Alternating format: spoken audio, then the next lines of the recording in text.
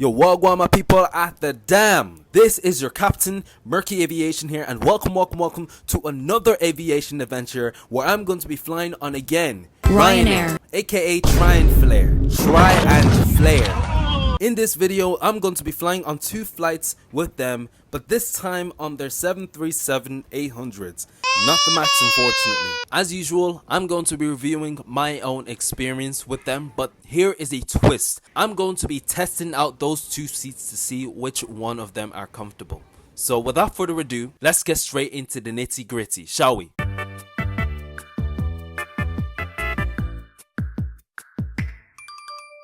After waiting 30 years at the passport control, here I am airside where you can see various flights on the flight screen, including my own back to Dublin, departing at 10 PM as flight 3103, which gave me enough time to watch some YouTube videos and reminisce the airport, as it has been 7 years since I went there at the time of the filming.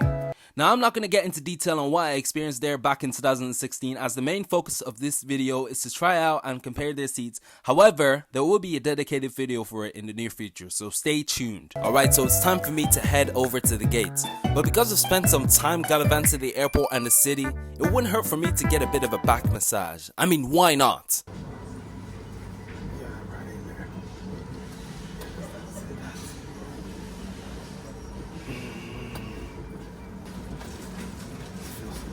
Alright, that's enough. Anyways, here's my ride. Echo India Delta Lima Hotel, who started flying with the airline since 2006, making it 17 years old at the time of the recording. Unlike Aer Lingus, Ryanair don't name their aircraft, so I'm going to call this one Roxanne Kobza. See, this airline had to transfer to Buzz as Sierra Papa Romeo November Kilo, so that's why it gets its name as Roxanne Kobza. But for the purpose of this video, I'm gonna call it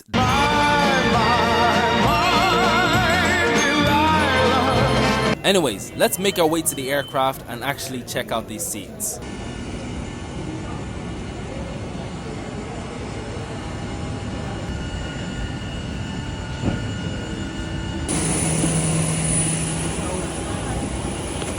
Made it on board the aircraft, presented with the new seats, where I assigned myself 4 Alpha, located at the front of the old cabin. Now the legroom can be different depending on which row you're sitting at and the 737 you're flying on, but in this case it can be decently good. You get the same tray table as on the MAX, same as the laminated seat back contents. On the panel above you get a reading light and an air vent that blows better than the MAX did on my first flight. In terms of seat comfort, there is a little bit of padding, but no headrest or seat recline, which is something to expect from an ultra low cost carrier. That's all from the seat source, so it's time to get this plane moving and into the air. Doordat uw veiligheidsgordel goed is vastgetrokken, dat uw tafel is opgeklapt, de armleuningen naar beneden zijn en de raamschermen.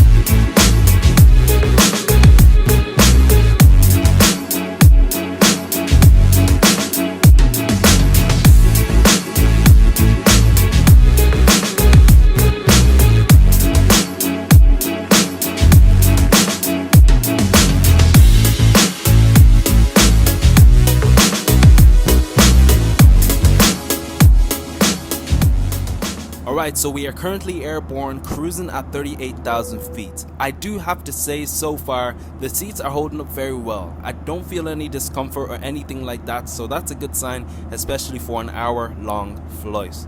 Now, I've flown in this 737-800 aircraft a couple of times off camera, but because I haven't actually showed you what it was like flying on it, I thought, why not just go to the loo and do a review? Alright, so here is the loo. The mirror itself, some lighting, and panning my camera down in front of me, there's a wash hand basin with a hand wash on the right. In terms of room, it's nothing too surprising, so let's get back to my seat and prepare for landing.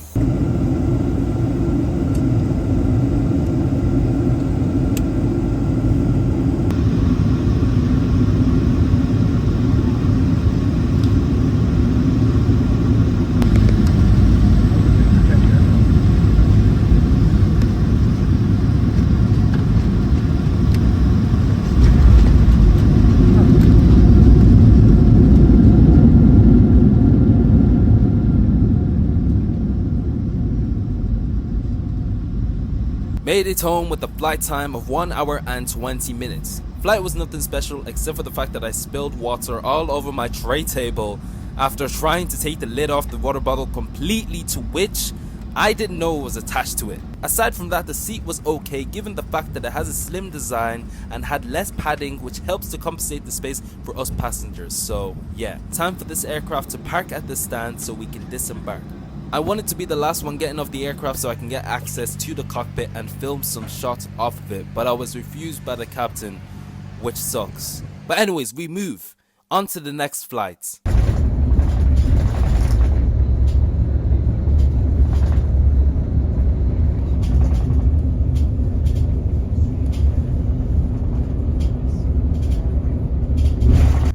Next stop, Dublin Airport. Alright, so after disembarking my bus, I strolled over to Terminal 1 for round 2 at the Ryanair ticket desk.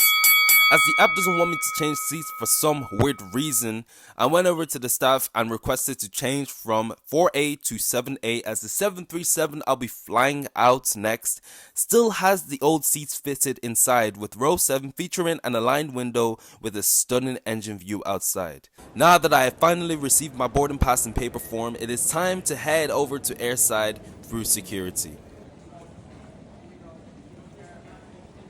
Made it through security, so it's time for me to walk to my departing gates, which takes between 5 to 10 minutes to get to. Anyways, like I said, the aircraft I'm going to be flying on will have the same old cabin as my previous flight, but this time with the old chubby seats. I haven't tried them out before, so I'm curious to see what they're like, as there were criticisms and memes made about it, aside from their slammable landings. These seats were part of the no-frills model that Ryanair introduced and executed in 2004, as they have stated that they have made their order to take out non-essential items, which include removing the recline of the seats, Velcro headrests, and window blinds, to which they still have on their current 737s. This was one of their strategies to cut costs, as others include moving to smaller niche airports, baggage restrictions, and including built-in stairs for their aircrafts. Another thing I would like to add is that Ryanair are currently in the process of renovating their old seats to their new ones, so I thought, why not just give it a try. Anyways, we have made it to the North Terminal, where I'll be boarding at gate 109. Here is my ride. Echo India, Echo Mike Oscar, who started flying with the airline since 2010, making it 13 years at the time of the filming. I'm gonna call this one Emo Jet because of the registration. I mean, just add the emo hairstyle and then put some Sharingan into it just to make it look like Sasuke. Yeah, I'm in Genjutsu right now. Anyways, time to board our flight to Birmingham as flight 660, which is the earliest flight of this route.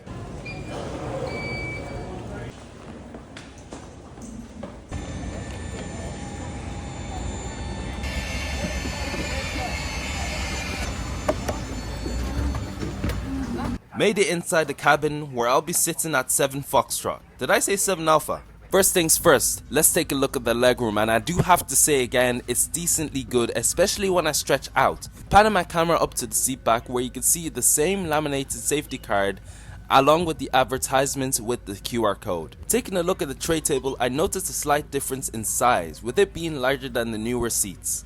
At the panel above my head, there you can see the same reading lights and the blowable air vents.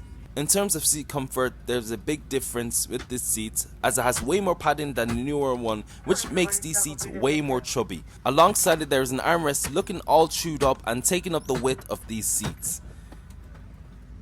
Anyways, that's all from the seat tour. Time to get ourselves out of there. So yeah, I'll chat to you when we get airborne.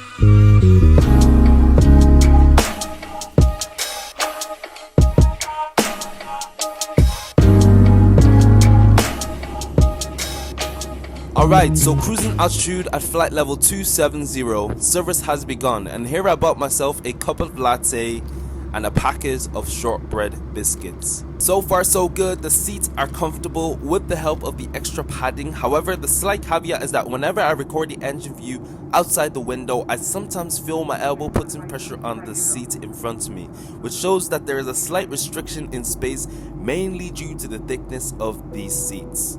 On the plus side, the tray table has plenty of storage to put your food or other items onto it thanks to its size. I'm not going to do a review as I wouldn't have enough time given the flight being under an hour, and plus Echo Mike Oscar aka Emojet has pretty much the same cabin as Delta Lima Hotel aka Delilah, so no need. Anyways, time to make my way down to Birmingham so I can give you guys the verdict of these seats and my conclusion of my experience of these two flights as a whole.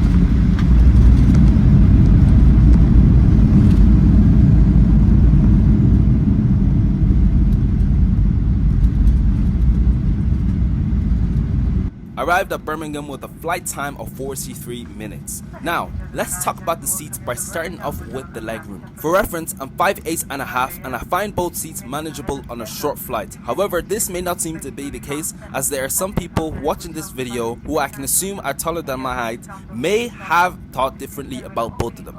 Luckily, on both flights, nobody was sitting in the middle. Not even the fat ones, the fat bastards who always moan and whinge and complain and about the seats being crammed up. You're even making it 10 times worse for us passengers, even suffocating us. So I don't know, maybe that's the reason why we're getting hard landings. But yeah, anyone who's sitting in the middle that's not fat are also going to experience how cramped these seats really are. Not gonna lie, I mean, we're talking about with here. On the flip side, the comfort of sitting on both are also manageable. However, I do find the older seats to fare better than the newer ones due to the extra padding they have. In terms of maneuverability, being able to move freely on your seats, the newer ones do have a slight advantage over the old ones, and it's mainly due to the fact that it has a slimmer design. Otherwise, you still get the same laminated information, no seat pocket, and the same overhead panels. Overall, 6 out of 10 for the newer seats and 7 out of 10 for the older seats, because comfy. In terms of both my experience on Ryanair, I do have to say it really is not that bad. It goes by the saying, you get what you pay for, and I got what I paid for at a low price. Obviously, I have to buy some extra things, but I'm satisfied with it. You know what I mean? I can't just be expecting myself to fly on a low-cost airline and expect something high. It's just not how it goes. Like, even when I first flew with Ryanair, I have to lower my expectations because I don't know if I'm going to get a good experience or a bad experience. But yeah, anyways, now that we are in Birmingham, it is time to get fishing. And when I mean fishing, playing spots in some aircraft, including the Airbus A380 from Emirates. So yeah, enjoy that part and also enjoy the next part where I flew on EasyJet for the first time. Anyways, see you a lot in the next one. Take care.